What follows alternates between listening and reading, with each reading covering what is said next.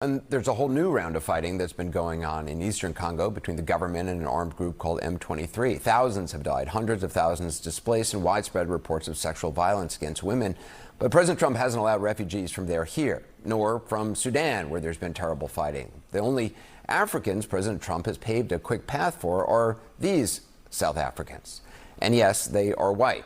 They are Afrikaners, descendants of Dutch settlers to South Africa. This is the first group of people granted refugee status to enter the U.S. since the president entered his second term.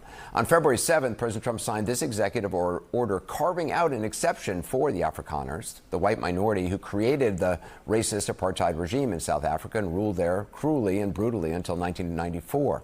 When black South Africans, the overwhelming majority of South Africans, were allowed to vote for the first time, and they voted for that man, Nelson Mandela.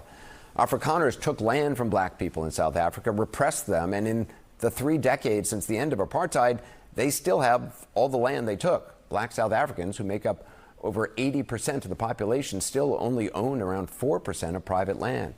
Now, President Trump was asked why these Afrikaners were allowed to enter the U.S.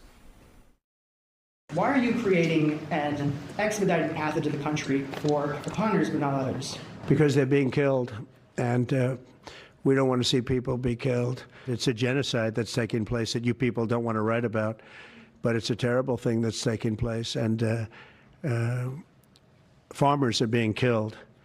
They happen to be white, but whether they're white or black makes no difference to me, but white farmers are being brutally killed, and their land is being confiscated in South Africa. And the newspapers and the media, television media, doesn't even talk about it. If it were the other way around, they'd talk about it. That would be the only story they'd talk about. And I don't care who they are. I don't care about their race, their color. I don't care about their height, their weight. I don't care about anything. I just know that what's happening is terrible. I have people that live in South Africa. They say it's a terrible situation taking place. So we've essentially extended citizenship to those people to escape from that violence and come here. The idea that there's a genocide of white farmers going on in South Africa is just not true. It's absurd. And that's been debunked by a number of organizations, both inside and outside of South Africa. But it's become a rallying cry for the some right-wing elements inside the country, and has echoed all the way to America. Let me just go back to Sudan for a moment. An actual genocide has happened there, according to the U.S., as 2 warring factions battle for control of that country.